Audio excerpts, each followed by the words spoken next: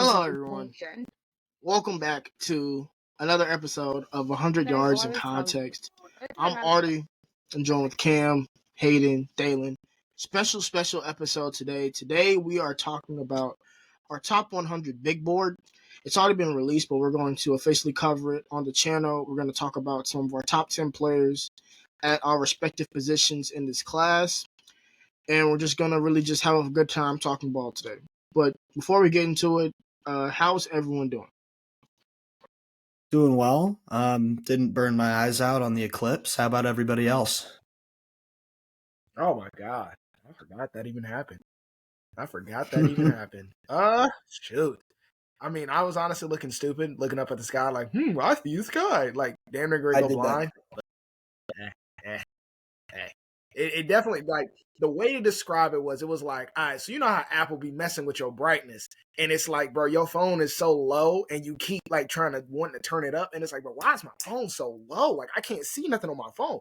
That's how I felt outside. I was just like, bro, I'm bothered by this. That's an accurate description. That's actually pretty, I kind of understand. I really understand that. I was like, bro, I'm very bothered by this. But it was cool, though. It was cool. I liked it. I was rocking it. Yeah, I can't complain. I'm doing better than a certain majority of people in a certain city in the state of North Carolina. But hey, I've never been better.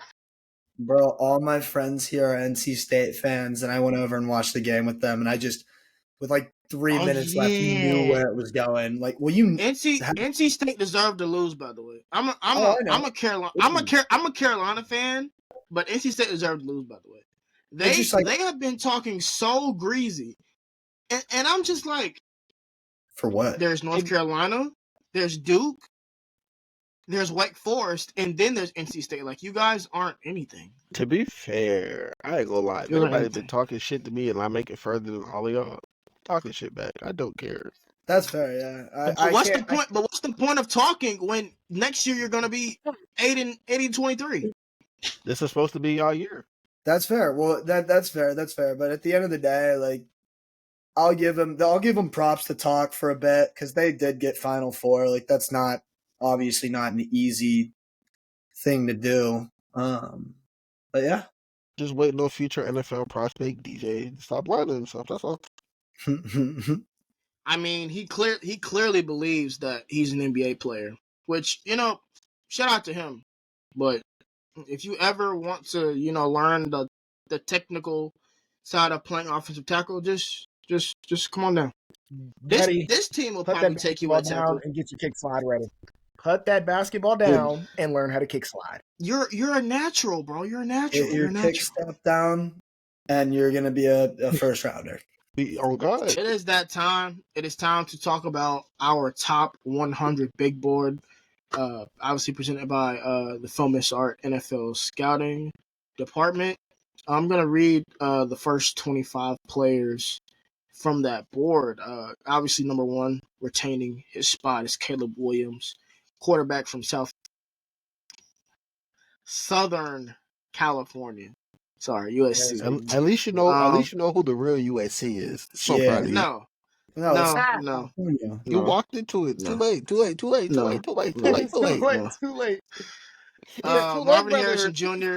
Marvin Harrison Jr. Malik Neighbors at 3. Went up a spot over Brock Bowers since our last big board. Brock Bowers at 4. Drake May 5. Roma Dunze, wide receiver from Washington at 6. Talise Fuaga, offensive tackle from Oregon State. Terrion Arnold, cornerback from Alabama, the first cornerback off the board there. Jaden Daniels, LSU. Joe Alt, Notre Dame. Latu, edge from UCLA. Shut up, Cam. Quinyon Mitchell, cornerback from Toledo at 12. Dallas Turner, edge from Alabama. Second edge off the board there, sorry. Jared Verse, edge from Florida State. Olu Fashanu, offensive tackle from Penn State. Adonai Mitchell, wide receiver from Texas. His name is what is it? what is it? He said it. He said it himself. Fashanu? Is that what he told Bengal? Yeah, Yeah, he he told did. Bengals Fashanu.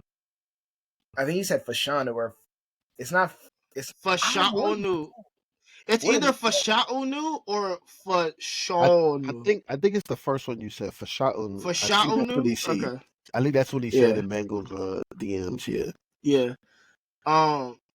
17 Jackson Powers Johnson, interior offensive lineman from Oregon. 18 Cooper DeJean, cornerback Iowa. 19 Tyler Guyton, tackle from Oklahoma. Brian Thomas Jr., wide receiver LSU. J.C. Latham, offensive tackle from Alabama. Amarius Mims, offensive tackle from Georgia. Graham Barton, versatile offensive lineman from Duke, can play anywhere on the line. Troy Fatuna, did I pronounce that right? Fatuna or Fatunu? I've been hearing Fadanu. So, hey, Fatunu, okay. Offensive tackle from Washington, and running out the top 25, Tavondre Sweat, interior defensive lineman from Texas. Boo, he's a criminal. Boo, boo, We boo. don't like we don't like the drunk driving. Never do that. Take an Uber. Please, dear God, do not fucking do Don't drink and drive. Horrible decision. And then moving right along, with 26, we have Byron Murphy, interior defensive line from Texas. We have Tyler Nubin, the safety from Minnesota.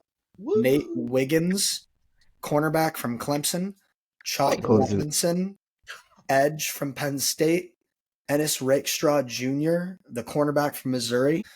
So at 31, we have Michael Penix Jr., the quarterback from Washington. 32, Kool-Aid McKinstry, corner out of Alabama. 33, Peyton Wilson, linebacker, North Carolina State.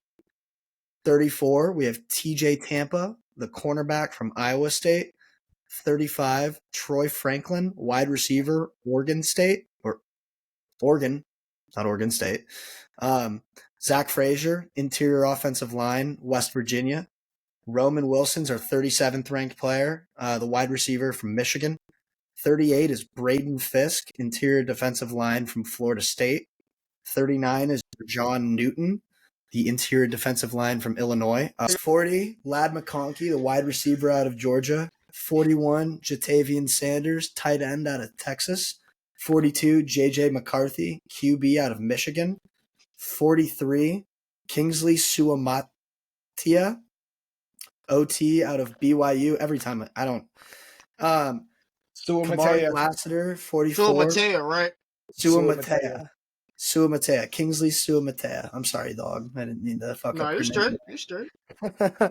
I was apologizing just in case Kingsley happens to be taking a peek in here. Yeah, understandable. Just in case. For sure. For sure. Kamari Lassiter, quarterback out of Georgia. 45 is Bo Nix, QB out of Oregon. 46 is Trey Benson, running back out of Florida State. 47 is Chris Jenkins, interior defensive lineman out of Michigan. 48 is Ricky Pearsall, wide receiver out of Florida. White boy Swaggy red. white boy alert. Swaggy white boy alert. White boy red. 49, Darius Robinson, edge, Missouri. And rounding out the top 50, we have Cedric Gray, linebacker, North Carolina. Yes, sir. I want this one. Yeah, I want it. All right, boom. 51, we got Keon Coleman, wide receiver FSU. 52, Jonathan Brooks. Very good player. Very, very good player. Braylon Trice, 53. Javon Baker, 54. He's low-key sliding up them boards, too. Jalen Ford. Yeah, he'll probably be Texas. higher on our final board for sure. Oh, yeah, he definitely should be, for sure. You seen that workout, and you see him finish that one-hand catch. That's crazy. That's crazy. Yeah. You gotta talk about it, bro. Michael Hall, number 56. 57, Xavier Legette. Shout out South Carolina. Go Spurs. Yes, sir. Easily go Spurs. Edgerrin Cooper, linebacker, Texas A&M at 58. 59, Marshawn Nealon, edge, Western Michigan. 60, Devontae Walker, wide receiver, North Carolina. Christian Haynes at 61. We got Bucky Irvin at 62. And I got this. That's exactly why I took this one. Kieran Amagaji. That's his name. It's Amagaji. That's fine. Kieran Amagaji, offensive tackle out of Yale. 64 is Jordan Morgan, offensive tackle out of Arizona. I'm saying that's why I took it. I had to take it. I know how to pronounce his names. What are you talking about? Sure. Had to. It had to be done. We got Mason Smith at 65, interior defensive lineman at LSU. 66, we got Jermaine Burton, wide receiver, Bama. 67, we got the speedster, Xavier Worthy, wide receiver out of Texas. 68, we got Jonah Wilson, edge out of Utah, another swaggy white boy alert. 69, we got Kalen Bullock. It's Kalen, not Caleb. Kalen Bullock. Safety out of the fake Charge it to USC, my head, not real my USC. heart. Yes, Not the sir. Charge real to my USC, head, the not my fake heart. USC. Yes, sir. Fake USC, fake USC. Yes, sir. 70, we got Spencer Rattler. Boo, he sucks. Oh. 71, he does. He just does. Let's call a spade a spade. He's trash. 71, we got Braylon Allen out of Wisconsin. 72, Mike Sainristil out of Michigan, cornerback. 73 is Malachi Corley. 74 is Trevin Wallace. And to round it out, 75, we have Cedric Van Pran, the center out of Georgia. All The right. funny thing is, Cam, before you go, I spelled his name right, and I made so many other mistakes on this. You know, the Out of crazy all the thing people's is, names I could have spelled wrong, I spelled his right. crazy thing is, doesn't Sid Van Pran have another last Yeah, name? Van he Pran has another Granger. last name. I think it's Granger. Yeah, I Van wasn't putting Pran that on there. Granger. I'm sorry. Yep. Cedric Sorry, Van Pran Granger. That is That's Yep. pretty good. Yeah, that's a Louisiana specialty. But I'm gonna go ahead and finish it off with the last 25. At number 76, we got Ruke. Is it Aroro? No, it's Rook Arohoro. Arohoro. All right, Rook Arohoro, interior defensive lineman out of Clemson. Clemson. Dallin Holker at 77, tight end for Colorado State. At 78, we got Cameron Kitchens, safety out of Miami. At 79, we have Brandon Dorless, edge out of Oregon. 80, we got Mr. Blake Corum, running back for Michigan. Oh, stop. Oh, At 81, we got Patrick Paul, offensive tackle for Houston. 82, we got Christian Mahogany, interior offensive lineman coming out of Boston College. Low key, Boston College might be the interior lineman, just on the lowest keys. it ain't no lowest key. It's really on the high key. Like I can stare at, like I'm staring at you and Chris Lindstrom. Like, come on now. Like, Yeah, like they've been putting the boys out. 83, Junior Colson, linebacker from Michigan. 84, Jalen Polk, wide receiver from Washington. 85, we got Javon Bullard, safety coming out of Georgia. Marshawn Lloyd at 86, left the real USC to go to the fake USC. 87, Tanner McLaughlin, tight end for Arizona. 88, McKinley Jackson, interior D lineman for Texas A&M. 89, Will Shipley, running back out of Clemson. 90, Jeremiah Trotter Jr., linebacker from that other school in South Carolina. 91, Zach Zinner, interior offensive lineman, Michigan. 92, Ben Sano, tight end from Kansas State. 93, Adisa Isaac, edge for Penn State. Oh yeah, Dalen, you gonna like this one. That boy, woo. We gonna keep it pushing. He woo. Whoa. Anywho, my bad. 94, Kristen. Yeah, he from Canarsie. 94, Kristen Jones, offensive tackle, Texas. 95, Theo Johnson, tight end from Penn State.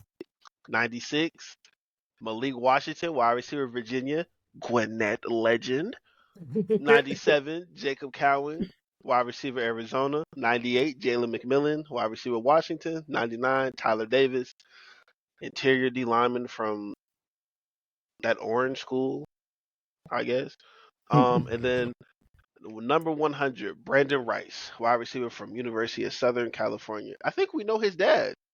Yeah, maybe. he's Yeah. only on here because of his dad.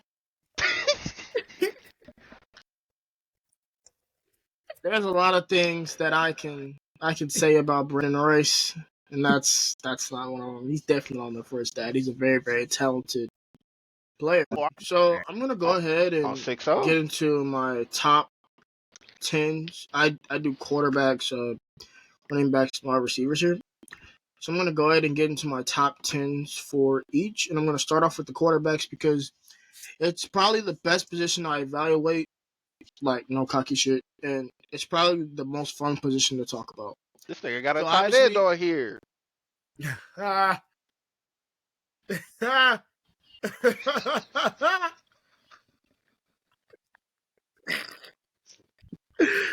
That's a nasty. Joe, if you see this, just know the nappy-headed nigga down there, Whoa, he said whoa. that, not me. Whoa. I Not me. didn't say anything. I don't know what you're talking about now.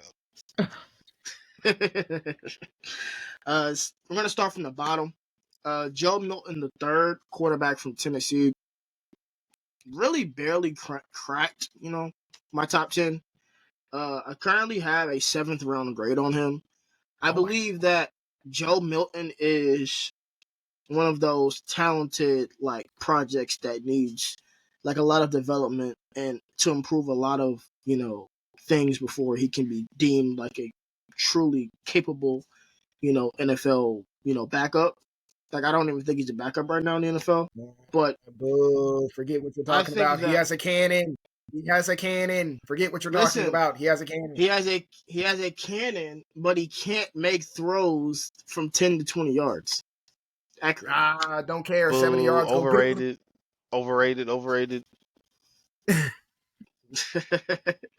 But not for real. I think Joe Milton, he could definitely go higher than the 7th. Don't take my grade to the bank on that. NFL teams are going to see this guy differently, but he's definitely just a quarterback that, despite all his talent, despite all his amazing physical gifts, he needs a lot of refinement to, be considered a potential NFL starter. Michael Pratt, quarterback from Tulane, he's not as physically gifted as Joe Milton. However, he does have, some of the Brock Purdy-est like traits, right? He always, makes the right throw at the right time. He's very comfortable going through his reads. Very, very underrated as, like mobility wise. I was most impressed on tape seeing him, escape the pocket and climb the pocket and make throws, with chaos at his feet, even rolling out stuff right a little bit, not as much to the left. But Michael Pratt is one of those quarterbacks. I have a 6th round grade on him as of right now, and actually it's a great final. Yeah, 6th round grade on him, and I think that if you're talking about a quarterback that could be a reliable backup for his career and potentially win you a couple of games if your quarterback goes down for a couple of games, I think Michael Pratt is definitely your answer there.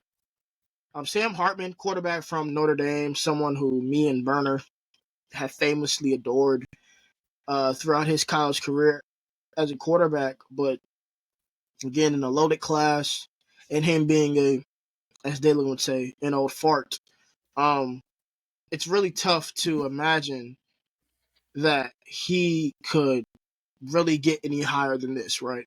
Like out of all the quarterbacks after Spencer Rattler, you think of Michael Pratt, Joe Milton, I guess if you want to say Austin Reed, if you want to go Gus Bradley, if you want to go Tua's little brother, like out of those quarterbacks, he's the best.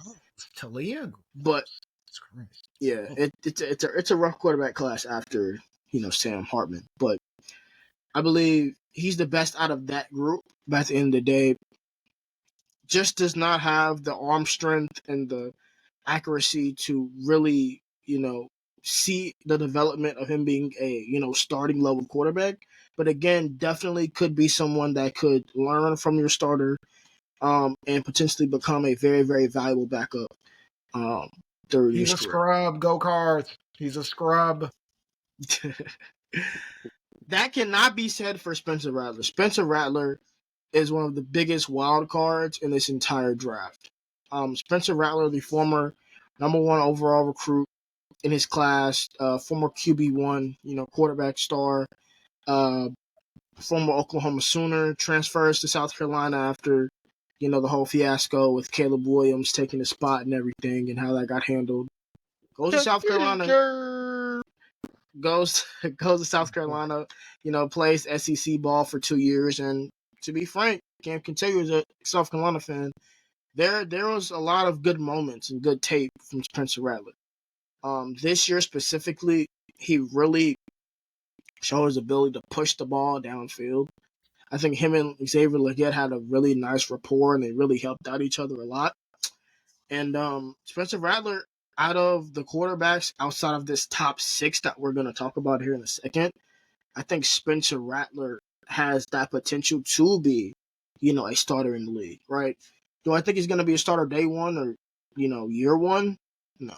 But if he goes to like a system like the New York Jets, right, where they have, their quarterback, Aaron Rodgers, he gets to learn from Aaron Rodgers for this year, next year, I think Spencer Rattler is legitimately a quarterback that could be one of the more successful ones in this entire class if put in the right situation and learning from the right quarterback right now.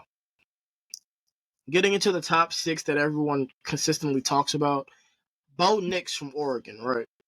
The main thing that's changed for me for Bo Nix since the last time I talked about these quarterbacks is, as you see, Nix, McCarthy, and Penix are all flipped, right? And I'll kind of bounce off each of them quickly here. For Nix, the main reason why he got pushed down, oh man, you saw the Senior Bowl, and you're like, okay, right, maybe he just was back home. He had, just a bad week, right? Then you watch what he did at the NFL Combine, and you're like, fam, like you are struggling to throw passes on air, right? Like that. And I know it's the Underwear Olympics. I know it's not, real football. You're throwing to people you never thrown before. Scrub. But when you miss those types of throws on air, it really leads me to question, your arm strength and your arm dexterity, which are things I already questioned about Bo Nix. So followed it up with, his pro day performance, and it was just like and then, go through the tape and, drop the film session on him and everything. So, looking at his full body of work, it's almost like for Bo Nix, it's like you are either getting a seasoned playmaker or you're getting a, pocket, not a pocket. You're getting like a, system quarterback. And for Bo Nix, it's like, do you really want to give up valuable draft capital for that? Do you really want to give up, maybe not even trade up, like take that quarterback, top 10, top 12? Like, do you really want to do that, or do you want to wait on that? You get what I'm saying? So that's the thing for Bo Nix. I have a second round grade on him. I would not consider him a first round lock at this point. If he goes in the first round, hey, more power to that team, whoever that is. But for Nix, it's like Denver. Denver is definitely a possible landing spot. Dalen knows the rules. He knows the philosophy I taught him when we were in school. It's a disgusting philosophy. Mid-round means first. Hey, listen. I don't make the rules. I could definitely see him going first round, but I'm just saying from a scout's perspective, it's almost like, No, it's a very understandable take that you have. I'm not challenging that. It's just quarterback tax adds around sometimes too. Daniel Jones. Yeah. Quickly trying to, wrap up here on the quarterbacks. JJ McCarthy, very athletic, very athletic quarterback, got a really nice arm. Moved up a spot due to Bo Nix's performance, but also due to, reviewing the tape on him and really just kind of understanding on what his floor is, right? Like, if you ask me who's got the higher floor out of these 3 right here, Bo Nix, JJ McCarthy, Michael Penix, I think Bo Nix has the highest floor, but McCarthy out of those 3 has the highest ceiling, right? And he's younger. He might need to. I'm so hesitant to say a quarterback needs to sit a year after what Anthony Richardson did to me last year. Bears and Anthony Richardson. But to be fair, had he got into any other system, I would have 100% understood that take. Yeah, that was just like a So match I made in I heaven. get it. You know, I get it. it's like a match made in heaven. So Nope. yeah, Bad take. L take. Great take. Great take. but System matters. Oh, I system think matters system 1,000%. definitely matters. Yeah, but for JJ McCarthy, I think the main thing for him is continue to work on that accuracy, and honestly, just getting more reps. Right, like we forget this dude only really played 2 years of college football. So just continue to get those reps. Continue to work on the little nuances of playing quarterback, improve your footwork a little bit, and you should be fine. Michael Penix Jr. has probably had the best process out of those three in this tier 2 of quarterbacks. Um, I think Michael Penix Jr. what he really brings to an offense is he brings the dimension of you can really put him in situations early in the NFL where he can push the ball downfield. Like between him, Jaden Daniels, and you could make the argument for Drake May. The deep balls these guys are able to throw are insane. Like purely insane. So, for Michael Penix Jr., I think he is out of these guys the most. Obviously, outside of JJ McCarthy, I think he pretty much has secured his spot in the first round, and excited to see where it goes. Jaden Daniels, Drake May, Caleb Williams, they all stay the same. The way I feel about those players is the same as I have felt throughout the process. But I do want to mention one thing as far as Jaden Daniels goes. Y'all need to give Jaden Daniels the same treatment y'all give Drake May. Respectfully. Y'all say Drake May needs refinement. Y'all say he's a talented project. You can make the same case for Jaden Daniels. This man is 6'3", 210, built like Slender Man, and does not know how to slide. He does take Now, some. all we heard. Oh, go ahead, Hayden. Go ahead, I Hayden. was just going to say he does take some pretty fun-looking hits, though. That's for sure. Big body. No Diddy. Weight room. But Weight yeah. room. But again, we've seen this before. We've seen the fast, skinny quarterback before, and you've got to learn how to slide, bro. All I heard all summer was Drake May needs to learn how to slide. Jaden Daniels needs to learn how to slide too, Drake May so needs he to can learn be successful. Drake May needs to learn how to not play like Josh Allen. He needs to learn how to do that first. Well, good luck to Drake May on that, because I don't. With that being his comp, I don't think that's going to be very easy for him. Jesus Christ. I don't think it's going to be very easy at all. Moving on to running backs. Running backs. Pretty much the same for the top two. Trey Benson is my running back one simply because he does everything, and he also has the potential, in the pass catching department. He does pretty much everything well.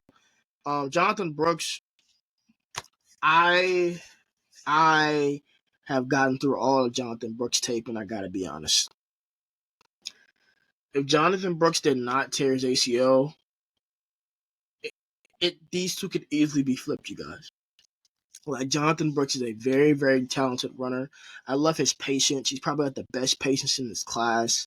I love what he can do out of the backfield. Now, I know that a lot of his pass catches came from simple dump offs, but he really has reliable soft hands, and it's just very, very, very exciting to see a full size back be able to do all those things, similar to Trey Benson as well.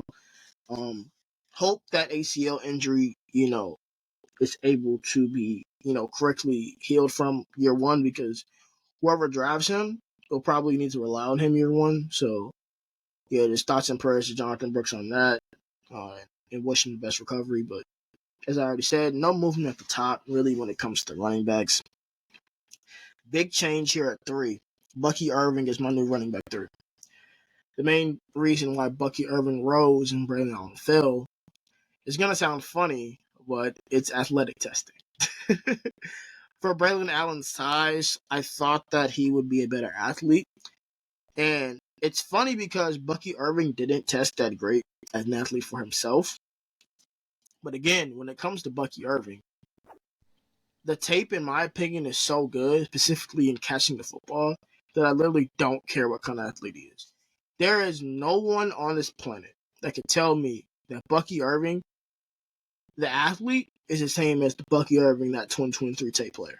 There's no way. You don't force that many missed tackles.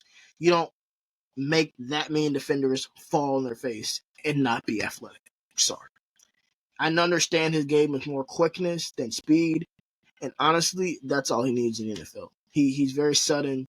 His ability to force missed tackles. He has a very similar force missed tackle rate to Bijan Robinson, who was a top 10 pick last year. So, Bucky Irving is definitely a talented running back and one of my personal favorite players in this entire draft.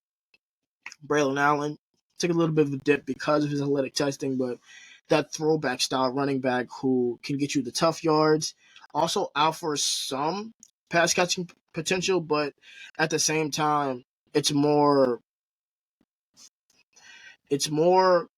question of, or thought of, is it the usage or just doesn't have the ability, right? Because there were some times where he was given a chance to catch the ball, drop passes, the routes didn't look really crisp. So understandable at his size and asking him to move and change directions like that, but we'd just like to see how that, happens at the next level, what team gets their hands on him and how they utilize him. 5, Dalen's going to hate it, but Blake Corum, running back from Michigan. Take him off. He's trash. But Blake Corum, running back from Michigan, raised his stock a little bit for me. Tested better than I thought he would. He really tested pretty well. Tested really well at the combine, and Blake Corum's resume speaks for itself. I don't need to talk about that player. That player is something we've been scouting for basically 2 years now. So if you want info on Blake Corum, just look him up at this point because it's public information. Marshawn Lloyd is my 6th ranked running back. This dude, former South Carolina player, as Cam alluded to, this dude could be one of the best running backs in this class. His ability to catch the ball out the backfield is something that really stood out to me, especially watching Caleb Williams' tape. It's the catch out the backfield ability is definitely there. And his ability to force missed tackles, similar to Bucky Irving, is also very impressive. His vision is hit or miss, and he does fumble, more than I would like, but that's why he's further down the list. But Marshawn Lloyd, someone who Daniel Jeremiah is very much in love with. I believe that is his running back one, so watch out for him this draft cycle. Will Shipley, running back from Clemson. Fuck Clemson. I have been a Will Shipley stan for a very long time. He would be a lot higher on this list, in my humble opinion, if he was a better runner between the tackles. It went to a But better when it school. comes to... I gotta love you, Cam. I gotta show you love, Cam, because when you hate for real. So shout out to you for hating for real. But Will Shipley, running back from Clemson, if he ran better between the tackles and I guess better pass pro, but all of these guys pass pros kind of like that, so it really doesn't matter. But if he, was better with the physical part of his game, he would definitely be higher on this list. But if you just want someone who can catch pass out the backfield, play that CMC, Christian McCaffrey light type role, Will Shipley's your guy. He's ready to go as far as becoming a third down back in the NFL. Same can be said for Dylan Laube out of New Hampshire. This dude's tape is awesome, you guys. Out of all the players that I'm about to talk about, Dylan Laube is the player that surprised me most watching the tape back on him. His ability to catch the football, to run routes, dude put on a show with the Senior Bowl. One of the most underrated players in this entire draft, in my opinion, and I believe he's going to get picked on day 2 this year. I think he's going to go very, very early, very much higher than people expect. Isaiah Davis, running back from North Dakota State, very, very talented player. Already did a film session on him on the channel. Very much a sleeper type running back and has some pass catching ability, but definitely could work on the vision, could work on the footwork as well. A lot of times, went down, off, just the arm tackle and everything too, so could force a little more missed tackles. But yeah, Isaiah Davis, if you're looking for like a rotation type back, that's your guy. And number 10, Audric Estimine, running back from Notre Dame. Not gonna lie, probably when we do our final big board, he probably won't even be in my top 10. The more I watch more running backs, the more I just fall out of love with him. He's basically like a Walmart brand Braylon Allen. So yeah, not really much to like there. Wide receivers, so I can shut up because my voice is like strained from talking for I guess 20 minutes straight.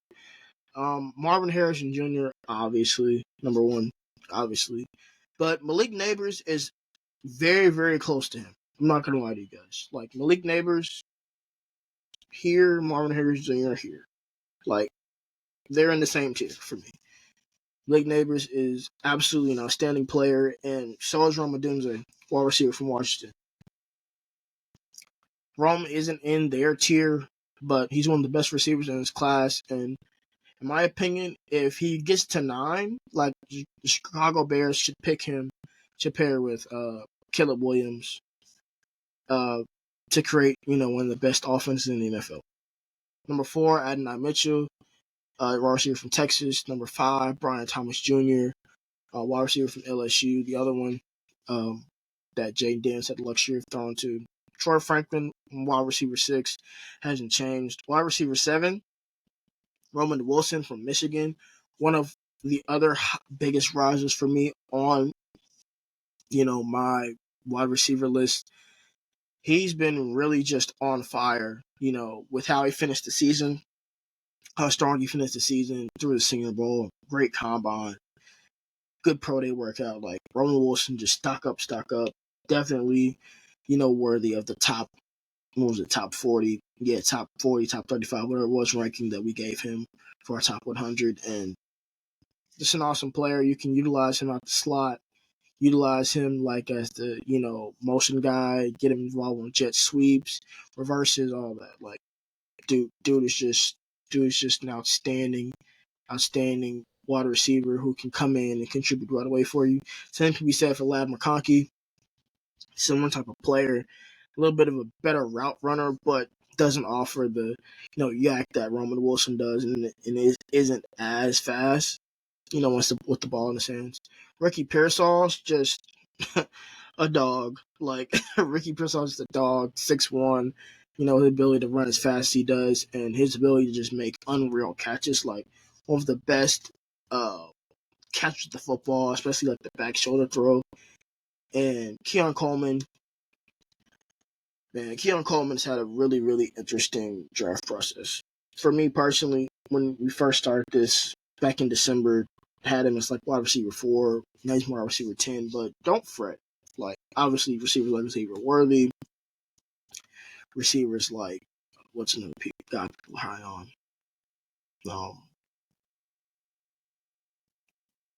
Guys like, am I missing anybody? Xavier Worthy? What's another receiver people are high, like media is high on that's not in my top 10? I think people are starting to warm up on Leggett. Leggett, yeah. I saw a lot of people talk about Burton to. I'd say Burton, yeah. Leggett and Baker. Those are mainly Baker as well. Yeah. Yeah, those guys are very interchangeable. Like once we get to like the final records, whatever you guys will see, like most of those guys are like between 6 and 15 for me is all interchangeable. So don't fret or whatever. But Keon Coleman rounds out my top 10 wide receivers for the 2024 draft at the moment. I believe that if he reaches full potential, he could be one of the best receivers in this class. But that's just how I see him currently. Quickly gonna just talk about Burner's tight ends.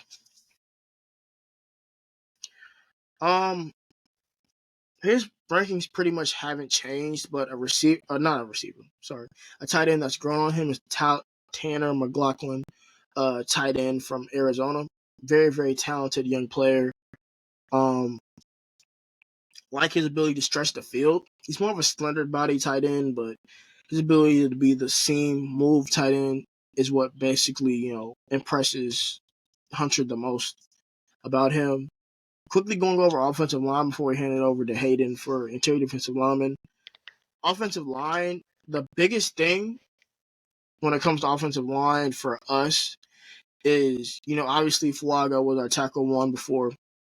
But this class offers like so much versatility, right?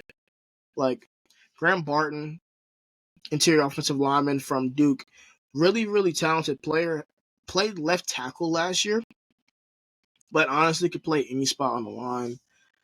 Everyone knows Jackson Powers Johnson, interior offensive lineman from Oregon, but a really talented offensive lineman that like is growing on our mental and our big board is definitely Christian Haynes from Connecticut. He is one of those nasty guards that you could plug in and play right away. So that covers kind of tight end and offensive line. Sorry, our tight end scout Hunter and our offensive line scout Alex couldn't make it tonight. But I'm going to go ahead and hand over to Hayden. He's going to give you guys his top 10 defensive tackles at the very moment. Hey guys, I'm Hayden, for those of you who don't know me. And so I am the interior defensive line scout here with Film is Art, and I'm going to walk through my top 10 defensive tackles as well. Starting at number 10, we have Tyler Davis out of Clemson. And Tyler Davis he's a 5-year player there. He's been a standout player his whole career. Tore his bicep, I believe, in 2019. And he's just been a really great player for them. Unfortunately, I don't know if he's going to have the same impact in the NFL. He's a little bit, He's a little bit limited athletically. He's not the best athlete. He's survived thus far on technique and things like that, which will help in the NFL, but there is a baseline of athleticism that you definitely have to reach. And I'm not saying he won't reach it, but I just don't feel comfortable saying that he's going to be like the next DT1. He's not going to reach the same level of accolade that he did in college. And you know what? That's okay. Like, most dudes aren't even good college players, and he was a phenomenal one. So I've got an early 4th, late 3rd on him because I think he can serve as a decent rotational player. Then next up, I have McKinley Jackson. Really should have done it from the other way, so I have my notes a little bit more in order. So McKinley Jackson, he is.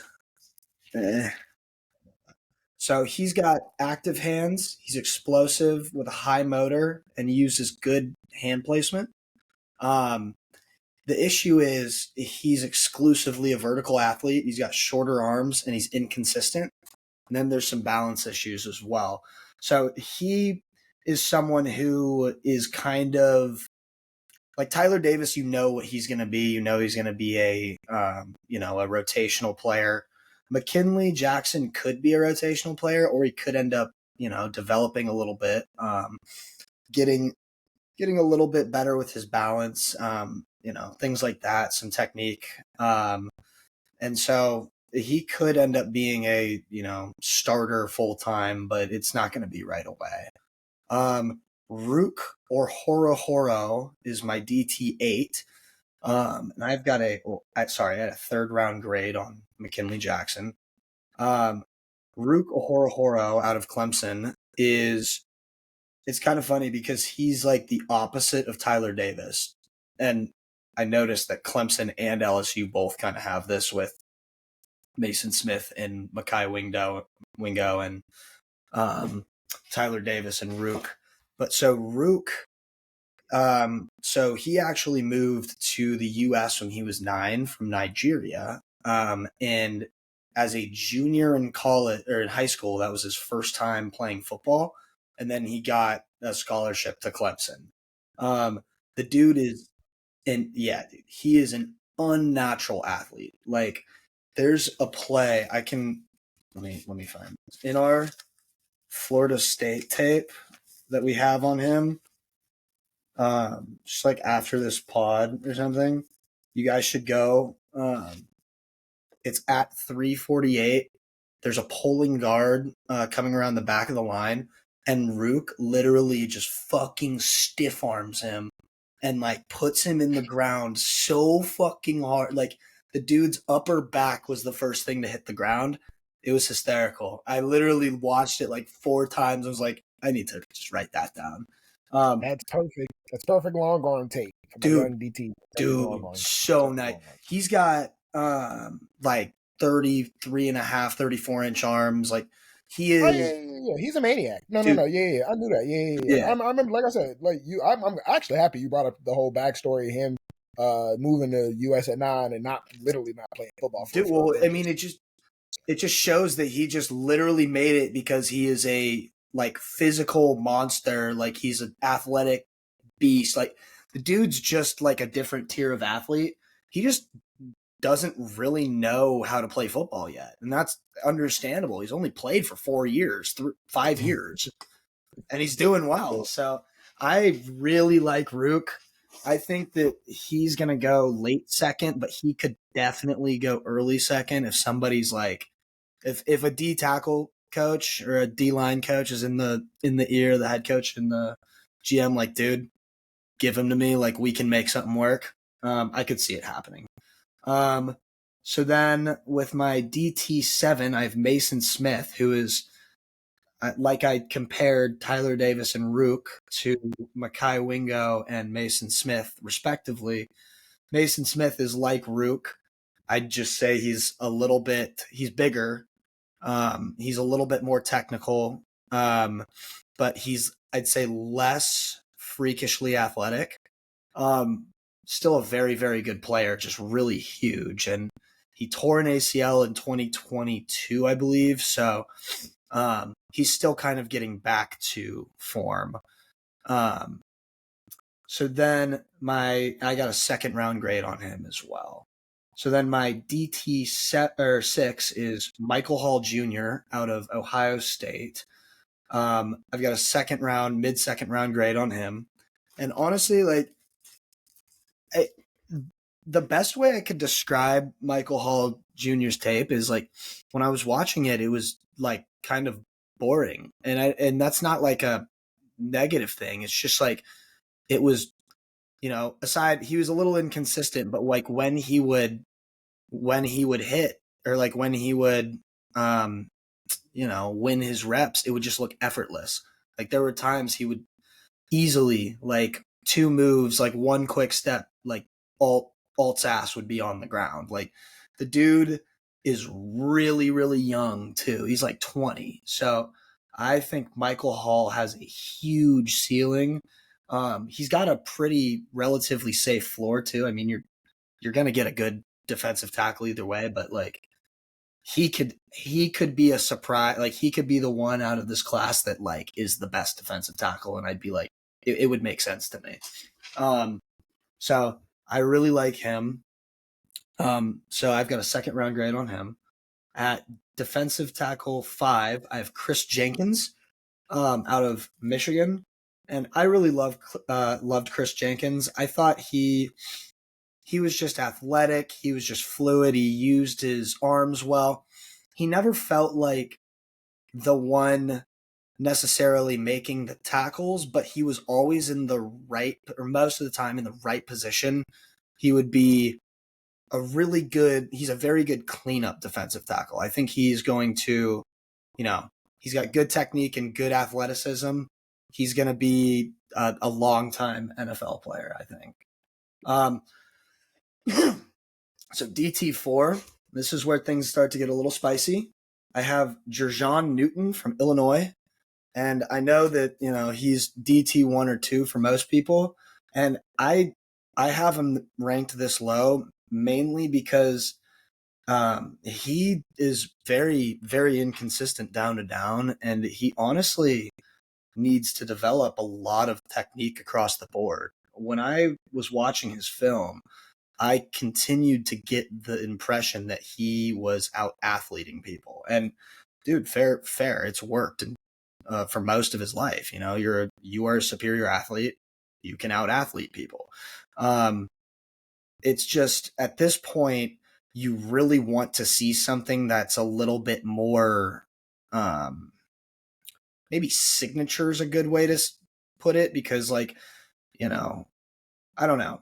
I think that he is a very good player. I think that he is the best cleanup defensive tackle in this class. He feels like someone who is going to, he leaks out. He will fight at the line and then leak out to get running backs, quarterbacks, what have you, screens. So that's his strength. He's a very, very strong cleanup defensive tackle. So my defensive tackle 3 is Braden Fisk out of Florida State, and I have a second round grade on him, early second. And this is not a overreaction to his, combine and pro day. I actually worked with Fisk when I was a scout at Western Michigan when he played there, and so I've been on him for a little while, and trust me, like I would film defensive line stuff, things like that as well.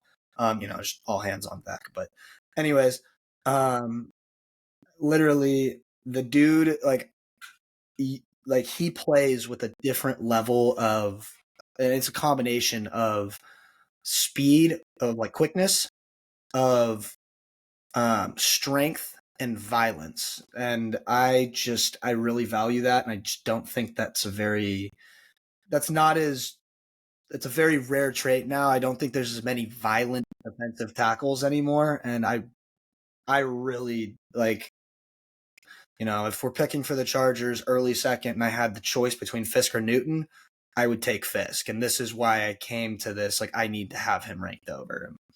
So my defensive tackle 2, I'm sure you guys can figure out the 2 that I've left out. The two Texas boys, they're both unreal, and I'm sure my ranking of them is going to be a little bit controversial as well. I have Byron Murphy 2, the second, at defensive tackle 2, with obviously a first round grade, and I have Tavondre Sweat at defensive tackle 1 with a first round grade as well. And boo, you like criminals, boo. Okay, again, let me preface this. Drinking and driving is horrible. None of you guys should ever do it. Uber's a thing, walking's a thing. Don't fucking do it. Walking. I don't give a fuck where you are. Walk 15 miles if you have to. Do not drink and drive. Imagine late at night you're walking on 6th Street, you just see a 6'4" fucking behemoth, drunk as fuck, just walking past you, 340 pounds. It's just like, you're like, oh, okay. Oh god, it's over. Yeah. All right, so I'll just talk about both these guys real quick. Byron Murphy is going to be your typical, 3 tech, 3 down, penetrating defensive tackle. Tested out of this world, RAS score of like 9.8, some shit like that. Dude's awesome. He plays bigger than he is. He has great technique. He's explosive. He's a lot more laterally explosive than he is vertically explosive, though. So that's something I noticed. Although maybe that's just what the UT defensive scheme was, because his testing said otherwise. His testing said that he was perfectly fine being vertically explosive. The only reason that I have Tavondre Sweat ranked over him is I personally believe he's a 3-round player or three down player. With Jordan Davis, you had a lot of questions regarding, is he going to play? Is he going to be able to play passing downs? And Tavondre Sweat plays a lot of passing downs. He actually played more snaps total all 3 years than Byron Murphy did. The things that guy can do at 600, getting my numbers mixed up, at 6'4", 360 is unnatural. Like, he is unbelievably quick. He's got long arms. He's incredibly strong. And like, you watch him and like, the dude has really good technique. He can hand fight as well as anybody. And so I had to put him at the top because he does everything Byron Murphy does at 360 pounds. And so, yeah, that's my top 10 defensive tackles. Who wants to take it from here? more than likely kicking over to me at the edge position. Yeah, that sounds good. I'll go ahead and go. What's up, brothers? It's me, Cam. You know what I mean? Here to talk with the edges. Before I give y'all my rankings, I have disclaimers I have to make. There are a couple guys you aren't going to see on this list. Not because I don't like them. I don't have enough film from them. I try to abide by a strict 3-game policy. And some of these guys only have one. Booker, I have two, and I actually like Booker. But I can't, I'm not trying to break my rule and put him on this list. But I do like Booker a lot. I just need one more game. But I really do like Booker a lot. But yeah, you're not gonna see Booker. You're not gonna see Nealon. I know he's on our big board, but because Hayden has worked with him and he's seen a lot more film than I have, he threw that name out on there, and I let him because he's seen him. He has film. He knows what he's talking about. I trust his judgment. So that's why he's on our big board. But unfortunately, he's not on my list because I unfortunately don't have film on him myself. I want to watch him though. And the same with guys like Solomon and Kamara. So bear that in mind. So Hold on, Wait, one sec, real quick. I just want to. If we get some Nealon film from 2022, it low key might be a game that I filmed. So just keep that in mind. That'd be kind of funny. Yes, Kind of sir. funny. Kind of funny. Yes. So Haydenception. Yes, sir. all right, That's gas. Right? That's gas. It's That's kinda cool. actually cool. all right. Back I to think you. what would be funny is like, you just see the camera pans and it's just like, oh damn, she got a fat ass. Oh, guys. No, Just zoom straight in. definitely not happening. That's definitely not happening. I see Mama Hayden is as a wholesome back. man. I'm a I see- wholesome guy. If anything, it would be I notice it in the corner of the frame, and I'm not focusing on it, but I'm just like at the corner of my eye, like, thumbs up, girl. Good job. Good job. Good job. Understandable. Whose mother is? You in this. Who birthed that beautiful bundle of joy? Telling you. Nah, yeah. So you want disclaimer, as y'all can see on this list. There are certain names you won't see on here. I try to abide by a strict 3-game rule. I try to see at least 3 games from these players before I properly not even just like scout, but grade as well. So you will not be seeing names like Austin Booker, unfortunately, because he barely missed the threshold. I just needed one more game from him, and trust me, I tried to make sure that there was no way I missed Kansas film. Really close. I do like him. I just want one more game. You will not be seeing Nealon.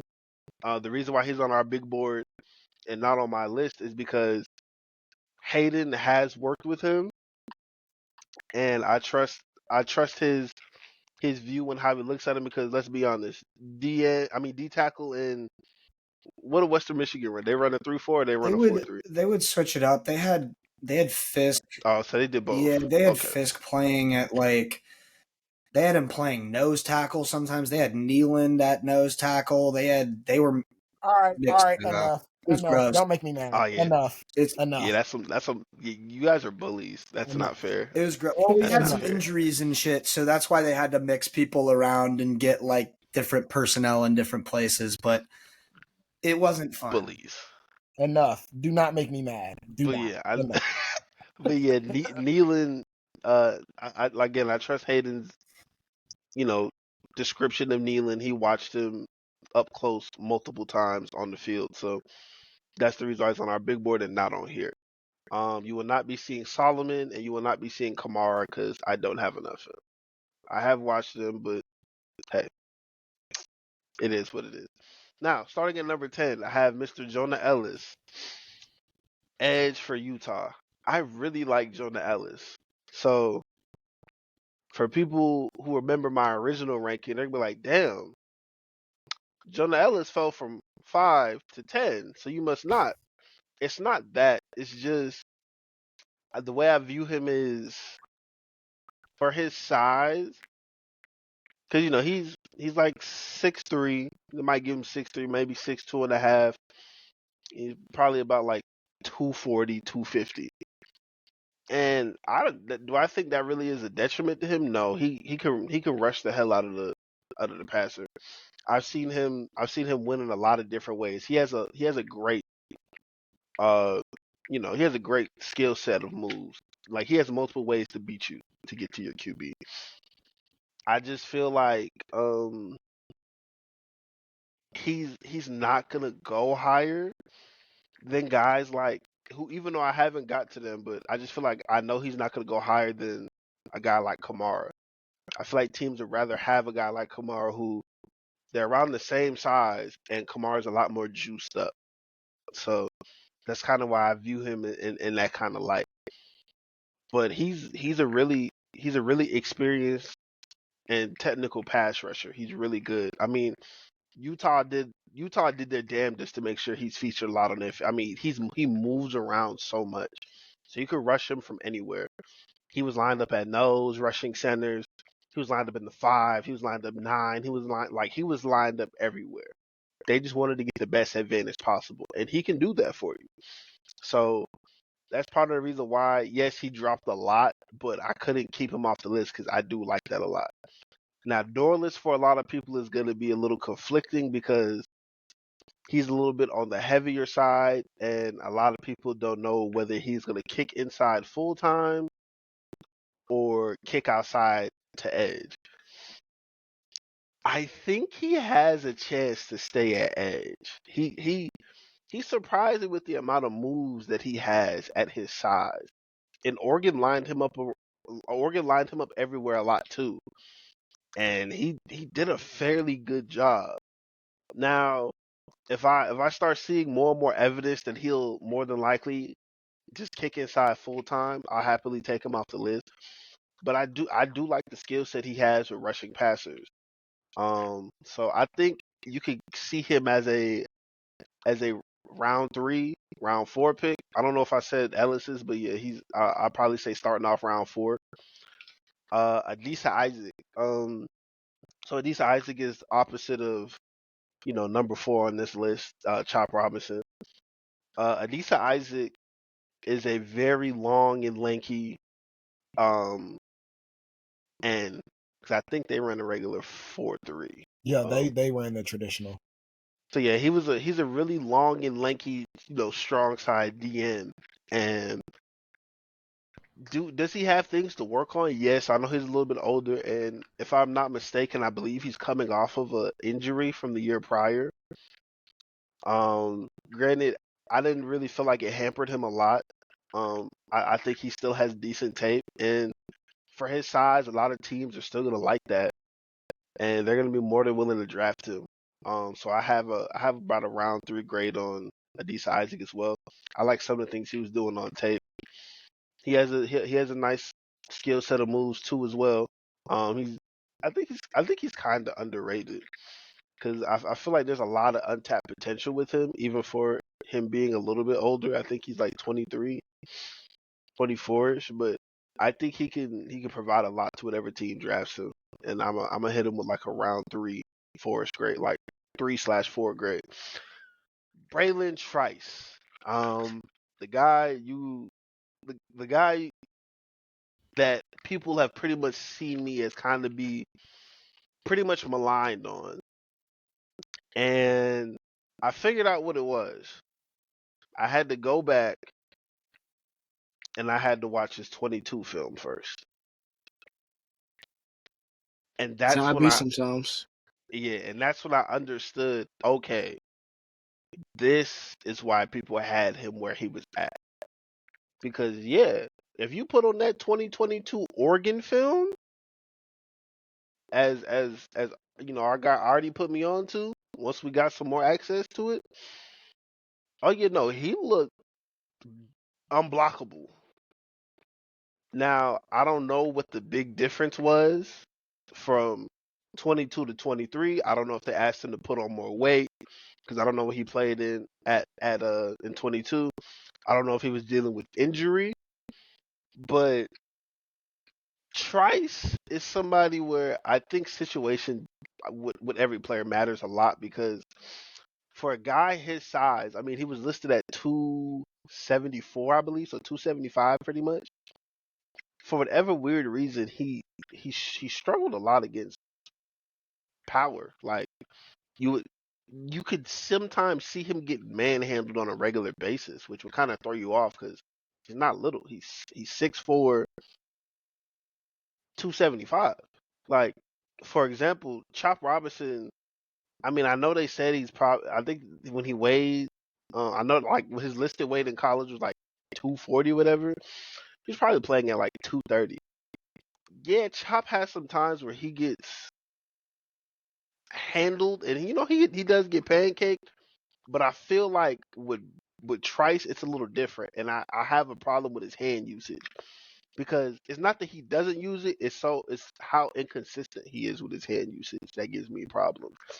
Because he uses it one play, and you're like, oh, that's the Trice you want to see, and then he just literally just gets off the ball, and as soon as he just gets up, they automatic hands in the chest, not doing anything. So for Trice, you got to worry about more. You need more consistency out of him. I would love to see it because, again, y'all heard I was talking about him at first. So for him to make it to 7 goes to show how impressed I was with some of that 22 tape. Because I didn't just watch the Oregon one. I went back to some of the other ones as well. So with him, I'm going to still give him a probably mid second round grade and then the latest third. Number 6, Darius Robinson. I loved his tape. I loved his tape at Missouri. He is kind of like Dorless and where he can get used. He was used in a lot of different scenarios. I believe what he said at the combine, his weight fluctuated a lot because he was so willing to do whatever he needed his team to do. Like he has nose film, he has 3 tech film, 1 tech. He has 5 tech, 9 tech. Like I said, he literally tells you, and he just wins. He gets to the passer, and I love seeing that. He no matter hell or high water, he's coming to try and get your passer. And I love seeing that from an edge. So for him, I definitely have a solid second round grade, but I wouldn't be shocked if he made it into the first if a team really liked him enough. But I think he's a for sure second round grade.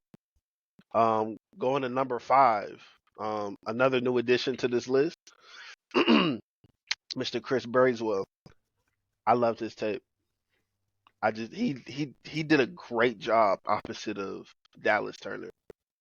He's really good. I really like his tape a lot. He's kind of, I don't want to say he's underrated because a lot of people are coming around on him.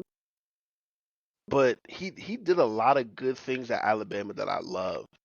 Being on that other side, he has a plethora of ways to beat you as well, and he's a very good athlete in his own right. Not as obviously not as freaky as Dallas Turner, but he's a good athlete in his own right.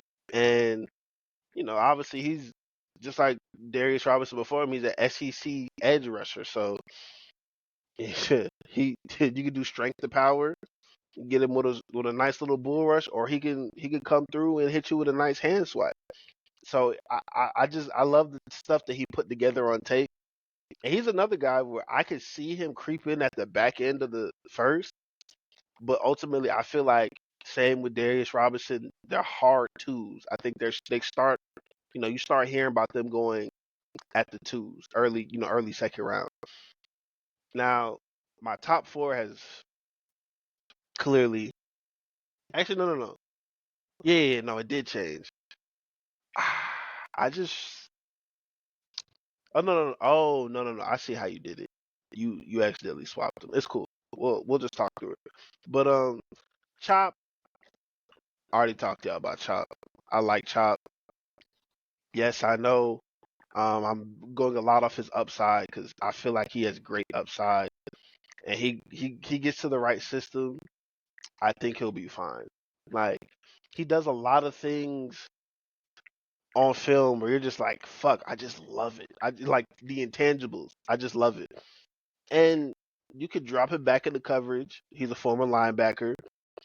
And he has a lot of moves that he uses to beat to beat tackles as well. And that's another guy who, as a lot of these guys are, which I love that some of these DCs are doing, they're lining these guys up everywhere. And Chop has experience doing that too. I believe it's the Michigan it's the Michigan tape. He literally ragdolls the center. He bull rushes the center into the quarterback. So it's not like Chop doesn't have power either. So, but he's still at 4. Dallas Turner. Dallas Turner is my bad. It's supposed to be Verse. Verse That's cool. is That's still my on. number That's on 3. me. That's on me. I didn't change those two. My bad. Yeah, no, it's cool. Jared Verse, I like a lot still. Great hands. I mean, just to think, he started his college career at Albany.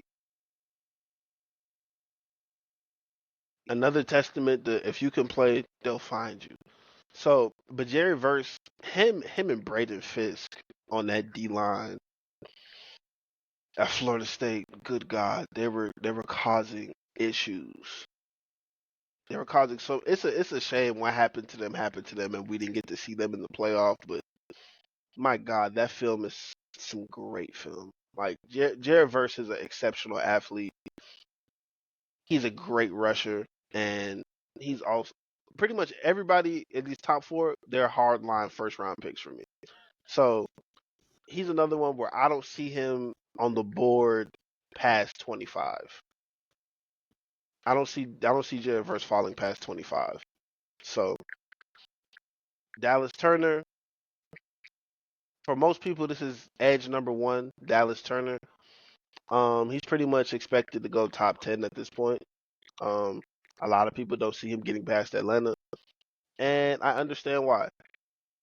He doesn't have the injury history as Latu. He's a freakier athlete, and he also has damn good tape. He's at Alabama. You know, you're going against upper echelon of upper echelon, not even just in teammates, but other teams. So for him, he's definitely top 10 pick for sure. I just like Latu better because, my God, I get it. That neck is scaring people. That neck injury is terrifying people. But he's just a different breed. He's so polished. He's so polished. Like, even if you're going to the year before, like, he's so polished as a rusher, and I just can't ignore it. I really can't. I can't ignore it. I like his motor better than Dallas Turner's, and you have to kill him in order for him to not come for the quarterback. Like, literally, he will zombie walk you to try to get to the quarterback, and I just love it. So he's also a for sure first round pick for me as well. So just to run through the grades again: Jonah Ellis, round 4; Brandon Dorless, 3/4; Adisa Isaac, 3rd round; Trice, 2nd to 3rd; Darius Robinson and Chris Braswell for sure 2nd, and then from 4 to 1, I expect them all to go in the 1st round. So moving on from that, I believe we're going to talk about our linebackers, or are we going straight to our DBs? You're going to linebackers. I'm just pulling up Hunter's list real quick. I'm going to just read it off the phone. Just gotta find this shit. All right, cool. I got it. Stop sharing. Hunter again couldn't be with us tonight. Just gonna quickly read over his current top 10 linebackers in this draft. Peyton Wilson, number 1 linebacker from NC State, got a round 1 grade on him. He is essentially your do-it-all linebacker from this class. This dude can rush off the edge, like legitimately rush off the edge, and give you pass rush and, cause havoc on your quarterback. He also can cover tight ends and running backs out of the backfield. And most impressively, his ability to play the run game is outstanding. The only knock on him is he's old as shit and has a long injury history. But according to the combine and all of his medicals, they came back clean. So expect him to be picked in the top 40 picks in this upcoming draft. Cedric Gray, linebacker from North Carolina, is his linebacker too. Very, very talented player. Very another talented player in coverage, but also very, very good in filling gaps and maintaining run support as well. Edgerrin Cooper, the heat-seeking missile from Texas A&M, he's got a second-round grade on him. Jalen Ford, linebacker from Texas, got a round 2 grade on him as well. Trevor Wallace, someone who's growing on the boards here at Filmus Art from Kentucky, a very athletic linebacker. He's got a 3rd-round grade on him. Junior Colson, standout linebacker from the national champion Michigan Wolverines, got a round 3 grade on him. Jeremiah Trotter, linebacker from Clemson, round 3 grade on him. Quite the fall from glory as well. Was once Hunter's linebacker 1, now is his current linebacker 7. So shows you how throughout this process players can be at one moment here and the next moment down here once you get through all the tape. Number 8, Tyrese Knight, linebacker from UTEP, got a 4th-round grade on him. Tyron Hopper, 4th-round grade on him, linebacker from Missouri. And number 10, this is kind of funny because I'm sure Dalen has a ranking on him as well, but he has James Williams from Miami, a 4th-round grade on him. Dalen, how do you feel about James Williams? Do you think he's a linebacker at the next level, or do you think he still can play safety?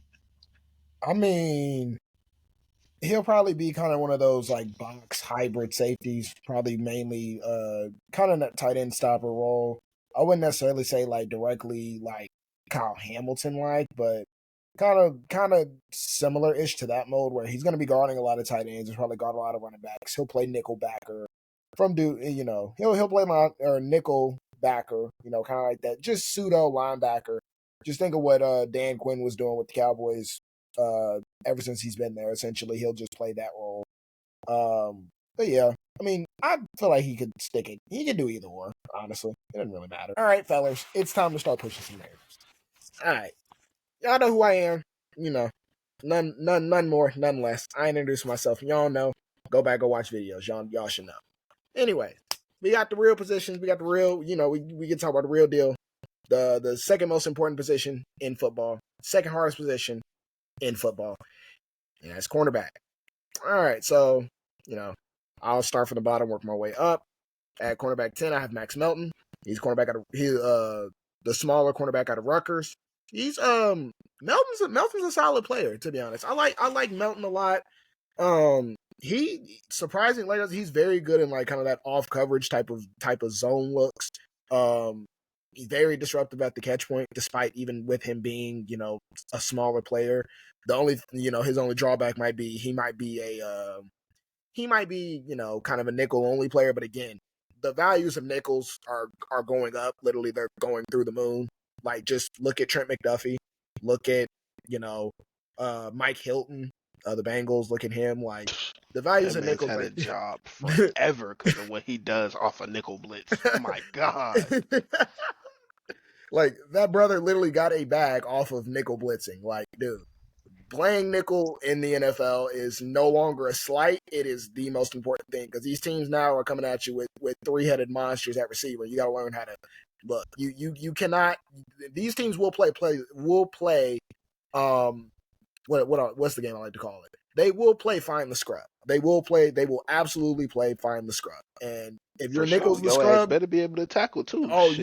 Best believe he better be able to tackle too. I'm not calling you a nickel if you can't tackle. Yeah, if you can't tackle, then you can't play nickel. Point blank, period. As a nickel, you basically got to be a linebacker, a safety, and a damn defensive end and corner all in one. Like, nickel is valuable as hell.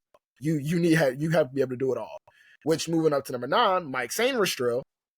Arguably, I would say he's probably the best nickel in the class. I would say he's best nickel in the class. He's again, really good player, really good instincts. Ball skills are amazing. I mean, he's been making plays for Michigan for years, man. I mean, you can go back, go watch him.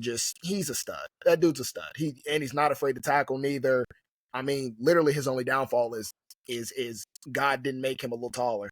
God didn't make him a little lankier. That's it. Other than that, he's fine. But again, length problems don't matter. Nickel player, nickels matter. Nickels matter around here. So yeah, I'd advise you, if your team need a nickel, draft one of Max Melton or Mike Sainristil.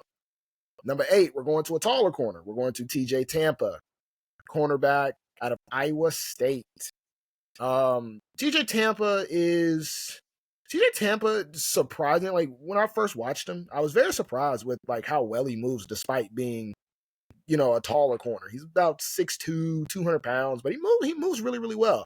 Normally those guys are very like robotic and they don't really change direction very well, but no, he changes direction pretty solidly, pretty good.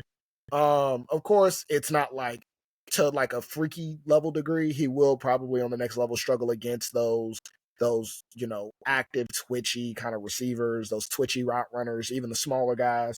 So he's probably going to be, kind of that big physical guy that gets to beat up on like the Mike Evans, the DK Metcalfs, like those bigger receivers, just to kind of, help distribute your matchups. But I do like Tampa though. Tampa's really, really, really, really good. Number 7, new name. He should have been on here, but Renardo Green. And that dude right there, hey, he's a stud. Like, genuinely, he's a stud. Cornerback at the FSU. It's as simple as that. That dude's a stud. That dude, he wants to play physical as hell. Despite, I mean, he's 6 feet tall, so he's got decent height. His arms are a little shorter than what you like, but again, that he plays with the physicality and the tenacity that you like to see. Good tackler, just overall reliable. He has to get his like zone awareness and zone instincts up a little bit more, but I mean, he's got the ability to play inside. He's got the ability to play outside. I mean, Renardo Green's really, really good.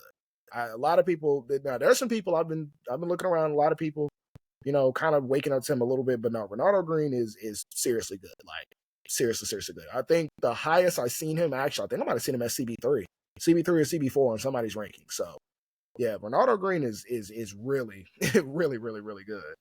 Number 6, a little bit of a fall from grace, but Kool-Aid McKinstry, obviously the other cornerback from Alabama, because CB1 is the real CB1, the other one.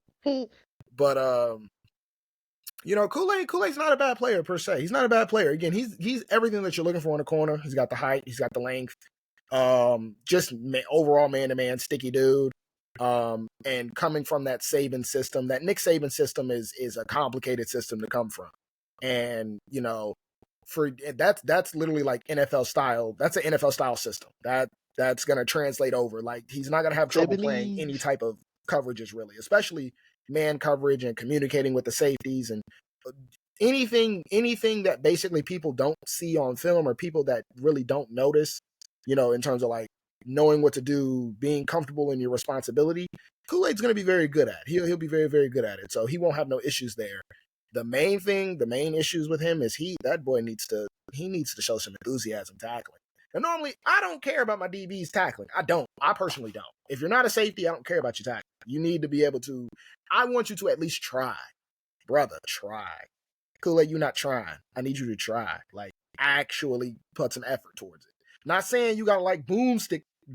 I'm not saying be Primate Reed. But you can bite a nigga ankles every once in a while. I'm okay with that. I'm perfectly fine with the ankle biters. Just, bro, we can't have you running and you like running away from the dude, or like you like, oh my god, I can't get him. Like, come on, man, be better than that. Be better. But then we got a polar opposite of him. We got Ennis Rakestraw, which this little angry mofo like to tackle. He weird. He's weird. He's a corner that actually likes to tackle. He's just weird. He's ferocious. He wants to be physical and be all in your hip pocket. This dude here, I mean, if you want to talk about dog, he's a dog. He really is. He's just he's a nuisance. He's a hell of a nuisance. He is just annoying as hell to deal with. Of course, he's gonna have a little bit of issues with length. to a degree, but length and then having that aggressive play style can lead to penalties. But again, that's more subjective. Penalties nowadays, we know they're very, very subjective. So I wouldn't be so worried about the penalties. You can always coach up the technique. But Ennis Rakestraw is my CB5. CB4, we have Nate Wiggins. A lot of people, have Nate Wiggins, CB or CB1, CB2. Nate Wiggins is really good, but at the same time, my main concerns is just that slight frame. Like, it's just that frame is just, it screams like I'm gonna get bullied. And like, we watched Emmanuel Forbes versus AJ Brown, right? Like, everybody's seen those clips, those games. Like, that TikTok is still circulating, bro. Like 9 for I think 149 and 2, like it not crazy. And He AJ can't Brown was just control the typical tall nigga Atlanta frame. I already told you this. look, bro. You gotta put some weight on, gang. You got to eat something He's got to because get the 190 for real. Like, yeah. honestly, yes, that's all he I needs. would the take crazy part. 180. I would take 185. I'll take 185. 188. I'll take 185 if he shows the capability of playing inside and out. If he's like, okay, I can play inside, I can play outside, I'll take 185. But if you want to be strictly outside, I need you to hit 190. Bare minimum 190. It's because, brother, I don't want to see what happened to Emmanuel Forbes happen to you. I can't. I like trying to Emmanuel watch you Forbes get too. tossed out the club. Literally bounced out the club and got benched for like, what was it, 5 games, 6 games? Like, just benched. Terrible. It was awful. CB3, I would say this is the safest corner to take out of everybody. Even though, again, there's 2 dudes ranked higher than him. He's easily the safest bet.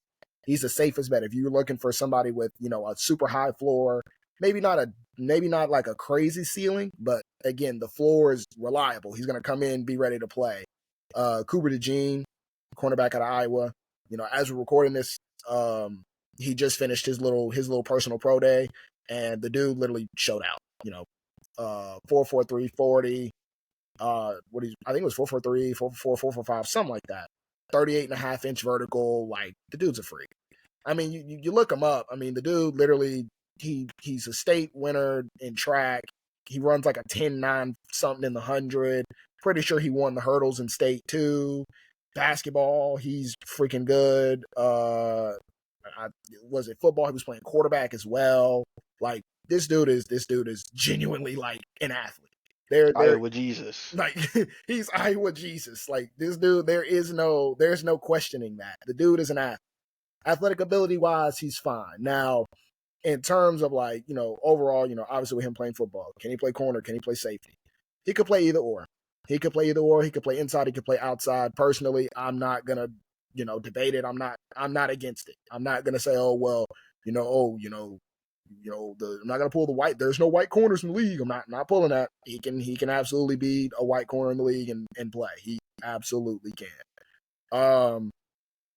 The only problem I have with DeJean is just kind of like some hip tightness. Overall, he's kind of stiff in his hips, so you'd like to see him kind of like, kind of stretch, work out a little bit more, like work on some more mobility things so he can turn and kind of run better, because he has the athleticism to run. It's the athleticism is an issue. It's just more like the transitioning. But I mean, the dude, again, safest corner in the class, probably the most cerebral, smartest corner as well. Reliable in zone, just a zone god. Don't let him get his eyes on the ball, the quarterback, and the receiver, because it's just he's shutting all that shit down. That shit's over. He's shutting it down. We got number 2. This man has definitely did nothing besides help his stock, and that is Quinion Mitchell, cornerback out of Toledo. Normally, small school corners, normally they don't get the love that they deserve. But I mean, Quinion Mitchell, he balled out for Toledo, had freaking like a trillion pass breakups. He only had 1 interception, I think, this year, but I think he had like 5 the previous year. So, I mean, look, the dude displays ball skills. He knows how to be disruptive at the catch point. And I mean, nothing helps better than him playing with that trash scheme in Toledo. They're playing like, 10 yards. They're basically playing the sticks, and he's got to, guard deep and come up and hit, which, again, he's a willing tackler. He'll absolutely hit. But, a lot of, before the Senior Bowl, Everybody had a, can he play press corner? Can he be a press man guy? I mean, dude, look, Senior Bowl, or that whole that whole week, Senior Bowl, crazy. Dude literally did nothing but play press, and he was strapping everything that he looked at, like when nobody going nowhere. So look, I mean, that alone is just valuable enough to be able to play that far off man and be comfortable while also playing press and being just as comfortable. I mean, it's not very much that he can't do. It's really not, to be honest. So, that's my CB2. But unfortunately, he falls one short of my CB1, which is Terrion Arnold. Arnold's not, I would say Arnold's not the athlete that Mitchell is. I think Mitchell ran a 4.39. Yeah, 4.39. Disgusting that Mitchell even ran that. And Arnold ran a 4.51. So, again, that's... I mean, his measurables they compared him to Marshawn Lattimore. Like, yeah, Mitchell is out of this fucking world. Mitchell's a dog, man. Mitchell is a dog. Look, he's a dog. But I like Arnold a little bit more. Just... Again, sticky man corner. This I mean, again, we heard already talk about all the top receivers. This dude was strapping down Brian Thomas, and then he mid-game switching, strapping Malik Neighbors. Look, he definitely had and he has the versatility to play inside and out as well. I think he's going to translate a little bit better on the outside, but again, versatility matters nowadays in the league. Again, just like Kool-Aid, shows the comfortability of playing in an actual NFL, coverage system and, knowing his responsibilities, being, secure, knowing that, okay, there's not going to be very many fuck ups. There's not going to be, everything is disciplined. Everything is, okay, I know, how to communicate to my safety. I know how to communicate to my linebacker. I know my responsibility. I know what I need to do. So, yeah, you got that. But of course, the only issue you really got with him is, again, maybe penalties, again, subjective thing. Penalties are very, very, very subjective. So I'm never, ever going to crush a guy for being overly physical unless you're like throwing them. Then I'm like, okay, you got to relax. Or like you're tackling them while they're trying to get the ball in the air. Like you have to get off of him. But other than that, Terrion Arnold, CB1. Terrion Arnold, CB1. Honestly, Quinyon Mitchell could be 1B. I wouldn't be mad at you there, but look, those two dudes are studs. Those two dudes are studs for sure. Just one question, just on one corner. How you feel about Jackson out of Oregon, Kyrie Jackson? Kyrie Jackson is like king traits. Like he's king traits. The dude is, I think he's like 6'4", 90 pounds. Like the dude's like all traits. He surprisingly he's a good tackler. Surprisingly good tackler. He's solid in that aspect. He's honestly I would probably have him close. I probably would say like CB13ish. He's good. Okay. He's good. I like Kyrie Jackson. It's just he's really like just all traits. Not like all traits. He's a little bit thinner for a guy that is 6'4", but I mean he's got coachable traits. He's probably going to get drafted like early day 3, and Okay. like I said, we all know that coaches are hunting traits. So there's wrong with him going round 4, round 5, and safeties. We got my top 10 safeties. Number 10, we got Tyke Smith. This dude I've been watching for a little minute now. Man. Angry Philly man. I've been watching it for a little minute now, and I do like Tyke Smith. I like him a lot. I've kind of, like I said, I would say a couple years ago I was really, really high on him. Now he's kind of like taking a little bit of fall from grace, but I still like him. I think he's a quality safety. Number 9, I got Bo Brady. I think he's the safety out of Maryland. I think it's Maryland. Yeah, Maryland. Yeah, Maryland. Maryland always produces a good safety every once in a while. I don't know how they do it, but they just do it. Maryland always ends up producing some god tier safety. So look, if any NFL teams are debating it, draft him. Just draft him. I promise you, he'll probably work out. We got another white boy. Shout out to the white boys. Number 8, Cole Bishop. Shout out to white boys. Yes, sir. Yes, sir. Cole Bishop is actually like a really high quality safety. Again, he's similar. I would honestly say I view him in that light where he's a safe prospect to pick. He's just steady at everything. Maybe again, he might not be, or he's not like necessarily like kind of like that man cover guy. But you know, in terms of like any type of zone looks, playing deep, coming up, making tackles, he does everything that you want a safety to do. So it really is just that simple. He does everything the safety wants to do. Number 7, I got Jaden Hicks. Again, another quality safety. I feel like all the safeties are relatively high quality. Obviously, you know, I feel like once you get to my top 3 guys or top 4 guys, I would say those guys like kind of separate themselves. But every other safety, they're kind of in that same aspect where like they're all like really, really good. Can't really go wrong with them per se. You know, they all specialize in their different aspects. But again, you're getting a quality safety, and safety play is just as important as corner play. You know. Number 6, ironically, I don't know if he's a linebacker, I don't know if he's a safety. I don't care. He's a good player. James Williams. He can play. Either or. Don't really care. High quality top player. 10 linebacker, Right. top 8 safety. So Top 10 Big linebacker, Miami top 8 man. safety. That's all that needs to be said. The dude is good. He can do it all. He will be a chess piece for some NFL team. They will figure him out. They will figure out a position for him to play, and he will ball the hell out. Number 5, honestly, at first I was not high on him, but then, you know, got to going back and watching. I liked him a lot. De'Adrian Taylor Demerson. Yes, sir. Hopefully a future Raven. Hey, safety out of I think Texas Tech. Yes, Texas Tech. Yes, sir. Yeah, him and I don't believe in space, man. He tested like a monster. It's a shame we didn't get to see that 40. Did Tech already have their pro day? What did he run? Shoot, I don't even remember. I genuinely No, don't remember. because I know that safety. They were like he jumped like one under fucking Byron Jones. Jesus Christ. So everybody was, and he was like 6'3". So everybody was like expecting him to like, oh yeah, this nigga's finna run a 4.3. Jesus. I think what's his name? Tyler Owens. Yeah, Tyler Owens. Yep. Jesus, one under Byron is kind of nasty. Yeah, I believe he was like an inch.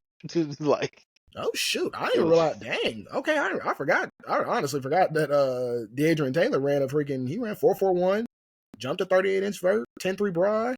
oh yeah, no, I definitely want him to be a Raven for sure. Hey, nah, for sure. He will definitely he will definitely be a player that ends up sneaking up the boards. Really, sneaking up the boards. He'll probably honestly. Shoot, now thinking about that, and I remember, you know, he's tall, he's lanky. He'll probably end up going round 3. He'll probably go round 3. Yeah, no, for sure. Some teams again. Speaking of the Ravens, teams see Kyle Hamilton. They are trying to look for that. That right there, they will be looking for that. Yeah, prepare for some overdrafting, man. Prepare for some disgusting overdrafting. Disgusting overdrafting. But number 4, I have the safety out of Georgia, Javon Bullard. I have him. I was also not high on him either. I wasn't high on him either originally. A lot of people He's had a him at murderer. a lot of people had him at safety 1. I'd have no. But now, you know, I feel like everybody's kind of like settling now on him. Again, another quality player from Georgia. Murderer. Like I said, he plays a little bit of nickel too. I don't really like him playing nickel. I think he's just better as like a regular safety, but he's got experience there at nickel, so maybe somebody will try him at nickel. But I'm not really a huge fan of him playing nickel. Number 3, probably the dude that probably had, I would say, arguably the most disappointing combine out of all the DBs, and that's Kitchens. yeah, Cameron Kitchens. That was bad. Oh, yeah, that was tough. He's had a very rough cycle, yo. Yeah, he's definitely taken a fall from grace because he was originally my safety 1, but hey, look, he tested absolutely awful. I hope he's just hurt. If he's hurt, don't participate. Do not force yourself to go out there and go run, please. I would rather you protect. Don't Jarvis Landry yourself. Please do not. It's not worth it. I don't care. This interview. It is never, ever, ever, ever worth it. But I mean, I can't ignore what I've seen on tape. I mean, the dude still has elite level ball skills. You know, the center field ability. That's something in the league that's literally missing. The only 2 safeties that can do center field things are, I think it's Minka and Derwin. Those are like the only 2. Really, that's it. Oh, for sure. Yeah, those are the only 2. So having a safety that can play center field and correct everyone's mistakes is it's valuable. It's valuable in the league. And then number 2, I have Kalen Bullock, safety from the fake USC, not the real one. Yes, sir. Caleb Only- Bullock is another one of those guys. High utility player. Again, he will probably play that Kyle Hamilton role, except I would say he's not like the fantastic tackler like he is, but in terms of like being comfortable in coverage, he's comfortable whether he's playing slot, two high, single high. I mean, he's also got center field ability. The dude's a fantastic athlete. I mean, he's solid. He's definitely solid. I would take a shot on him like early round 2. I like him enough to take him over a lot of safeties, obviously, except my safety 1, which is Tyler Nubin. Tyler Nubin's a guy that, again, him and Bullock are a little bit different because Bullock plays a little more nickel, where like Nubin doesn't really do that per se, but Nubin does like everything you want a safety to do, like 2 high, 1 high, zone. He can even be in the box. He can blitz. He tackles really, really well. Like, literally the only thing he doesn't do is play man coverage. Other than that, he does everything you want a high-quality safety to do. I have a round 1 grade on him. I think he's going to round 1. I personally, even though Buffalo needs a receiver, Buffalo also needs a safety. So I very much believe that. I almost think you lock it in to Buffalo. I don't think he makes it past 28. Or let's say he does, hypothetically. He ain't making it past Green Bay's 2nd pick. I don't think he makes it past there neither. Shit, Green Bay might just take him in round 1 because Green Bay weird. They like to take safeties in round 1. So, hey, we'll see. That would definitely make their subreddit happy because they were crying about us taking Cooper DeJean Look, bro, y'all know mock good draft and damn. 2.0. Matter of fact, fuck y'all, Green Bay. Hold on. First off, what y'all not gonna do is that y'all are not gonna attack us because y'all know good and damn well y'all don't take receivers round 1. Y'all don't take no pretty positions round 1. Besides like safety, that's like the prettiest position y'all take. That and Jair. Those are the only 2 pretty picks. Everybody else, y'all have taken either defensive lineman, a random offensive lineman. Like, come on, y'all took Lucas Van Ness, bro. Y'all took Lucas Van Ness. Be serious. Be extra serious for like 2 seconds. Y'all took Quay Walker and Devontae Wyatt. Same draft. 7. Y'all took Quay Walker and Devontae Walker. Or like what do you want from us? What do you want from us? What do you want? Jesus Christ. Be happy that y'all got Jordan Love. Be happy y'all got a 3rd possible Hall of Fame quarterback. Be happy. Be happy. But fuck y'all. I hate y'all. Right. Jesus Christ. That's going to wrap it for this episode of 100 Yards in Context. We appreciate you guys sitting through this probably hour and 30-minute video once it's all edited and cut up and made all pretty for you guys. If you like this video, please like this video and consider subscribing to the channel. We appreciate your time today, and we hope you have a blessed one. Except Green Bay fans.